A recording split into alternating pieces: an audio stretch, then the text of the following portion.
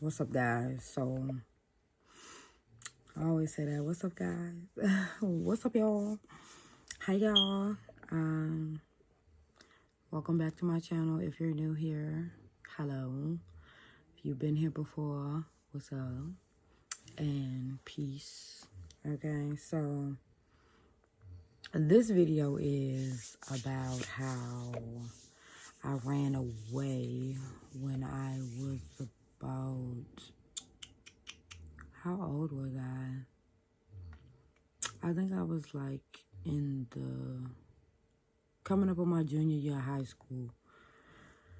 So like 15, 16. I was like 16 years old. And leading up to that moment, for one, when you come up out of middle school, that's the biggest transitional time of a kid life. You go from elementary to middle school.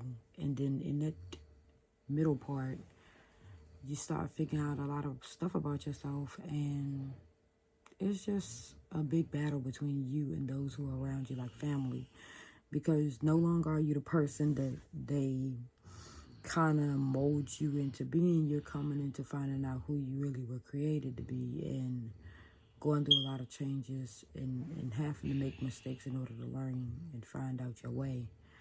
And I just never really felt like I was supported in the way that I needed, which it was understood because it was so many of us. I had so many siblings that two parents can only do so much, But at that time, it was like sibling rivalries, and like, it wasn't just, my parents didn't have. It was, we didn't have the love and kindness that we needed amongst us. And it was so many pressures. And I was already looking for love in all the wrong places. So I can't even remember what all specifically went on. But I was tired. I was fed up. I was tired. I just wanted to just go. I was like, I'm done with this. I had contemplated suicide a few years prior to that. And by this time, it was like, well, I had a job. So I was getting paid that day. And I was like, I'm leaving. I had a car. Mind you, I shared the car with my sibling, but that didn't matter. Because I was like, I'm about to drive off. And that's what I did. I went and got my paycheck, packed me up a couple of things. And I'm from Virginia. That's where I was living at. And Maryland is probably like 30 minutes from where I stay. So I went across the bridge to Maryland, right? And now, mind you, I only got like $300. I'm not old enough to get no hotel. I don't know nobody. Matter of fact, the people that I know, I wasn't even thinking about trying to find. Back in these days, like, social media wasn't popping like it's popping now. You could just reach people, get on the internet. But I didn't even have a cell phone. I don't believe that was working. So just really immature. I was young and dumb, clearly. So I go to the mall, and I'm like, just don't know what's gonna happen, don't know what I'm gonna do. I'm just over it though. And I meet a guy, mind you, he a grown man, and he like, what's going on? You look like you need some help. I was like, man, I just ran away. Dumb now. Telling a stranger like I'm out here by myself. I ain't even from around here, no cell phone. So he like, oh, I got a spot I could put you up in. Me and my roommates just had a do. So I'm like, word, let me get a phone right. Y'all, I'm not naive to this degree, but at this time, clearly I was extremely more naive than I ever even realized. It took me some years to even realize how crazy that really was, like many years, and I'm gonna tell y'all what I mean. So he like, follow me. So when I leave out the mall, I'm following him, mind you, and just so happened that God put a stumbling block in my way. And I ended up getting pulled over by the cops because I was following him, and he went through the light and it turned yellow in the midst. And when I went through it, it like turned red before I was fully underneath of it. So the cop pulled me over. So mind you, while I'm on the side of the road, he whips back around. Like, he saw the cop pull me over. He come back around and whatever. So I see him and I'm like, So basically he kind of drove off. That was the last time I seen the dude. I never really put too much thought into it. I was so mad about the ticket. So mad about the ticket. That one ticket for going through that light cost me like $3 something. I ain't have it. I remember my parents and somebody else like had to split, or they split the ticket or something. It was crazy. But anyway, shout out to my parents. But it was many years later that the Holy Spirit took me back to that time. And it's vital, and I want to bring it up now because I wasn't ready to handle the truth about the situation that I was in, and that's why God didn't even reveal it to me. I know, because it was hard when I was able to know. Like, that would have been the end of me. Like, whoever that man was had no good intentions for me. That would have been the end for me. That was how I was going to go. That was how the enemy was going to have his way before I ever really realized who I was, what life was really about, my passions, desires, before I had my kids, just before I really got to live my life and really just get my bearings and things like that. And it was probably about 3 years ago, maybe 4, when the Holy Spirit revealed to me, like, because I was like, I don't think I ever been in a situation. I was just talking about something, how I never really been in a situation where my life was in danger in a sense of some other person had no good, to that degree. And it was like the Holy Spirit stopped me right there, and it took me back to that place. Like, yes, you were. You just was unaware. And it was so hard. It was so hard. Even now, it's hard to sit up and think about the fact that I was so stuck in my own ways. I was so naive and so young and dumb that I was just willingly on my way to the end of, I don't even know what it would have been. And I was so upset about the ticket that I didn't even fully process how dangerous of a situation that I was in and how God had spared me from it. So I tell this story because I'm hoping that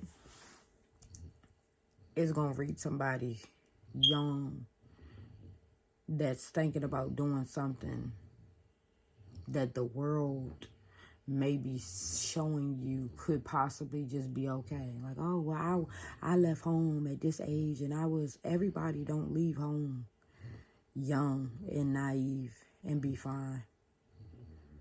Okay? I would definitely weigh my options. If I have a bed, not even a bed, if I have an area to sleep, if I have food to eat, enough to survive, if I have some amount of love, if I'm okay enough, not perfect, because nobody's perfect, but if my life is okay enough where I am, I would think really hard before stepping out and running away, because the world then and now is so much different. That was a dangerous man, but now almost every strange man is a dangerous man. And every strange person, they don't even have to walk up to you, have a conversation, and find out nothing. People are gonna prey on you just based off what they can see without knowing, without asking, without hearing. Right now, it's prey and predator, and the prey can't be naive because the predator is getting wiser. Okay? Don't run away from home. Don't run away from home. Now, granted, after I got that ticket, I finally got the cell phone that I had bought working. And I had a boyfriend at the time, and shout out to him, because he came to Maryland and he was able to get us a room. And then after that first night, we went back down there where I was from, and I kind of like stayed away from my family for like 2 weeks or so. When I came back, I was so shameful, but I was just tired. Everything ended up slowly getting better after that. But I think they had me on a milk carton, y'all. I heard that I was on a milk carton, and it was like missing, like it was a deal. And I don't know what kind of stress my parents felt after that. We never really talked about it. But if they ever watch this, Mom and Dad, I just want to say that I'm sorry. Even though they sent word that they just wanted the car, they didn't want me. I think they was just tired of me and they was just saying stuff for real, because I know they love me. Stop playing with me. But yeah, don't run away from your parents' house. And it always leave a bad taste in my mouth every time I think about it. Now that I know, like, girl, don't run away. Don't let your emotions lead you. Young ladies, if you need somebody to talk to, that one person that you know, don't think that they Yeah, should I be did able to not tell you mean to something say that stranger. I meant somebody you're don't get you familiar embarrassed to with, talk but to a you've never stranger really if they said give you anything one inch, much. because a lot Tip. of times the people that Somebody God that has you given can to, they're going to trust. help you carry a burden and a load. And that's what God has purposed his people for to help his not so strong people to carry their burdens. So don't assume that your problems is too small or too worrisome or too burdensome for those who you know have given you the idea that they are okay with being there for you, or they make you feel comfortable. Talk to somebody, write it down, pray about it. If you like to make videos, even if you give them to no one, make one like I'm doing, but get it off your heart. Whatever you need, get it off your spirit. Definitely pray about it and trust in the Lord, because you might not know what you believe, but God is always taking care. Before he even extends grace and opens up doors for salvation, he's already protecting his purpose, and he's already willed you for things. And when you do accept the gift, all of those things become very clear, how he spared you to get to that place, up into that moment, and all the way through. I could talk about more, but I'm going to end it here. Don't run away. Ladies and gentlemen, do not run away from your parents' house if it is okay enough.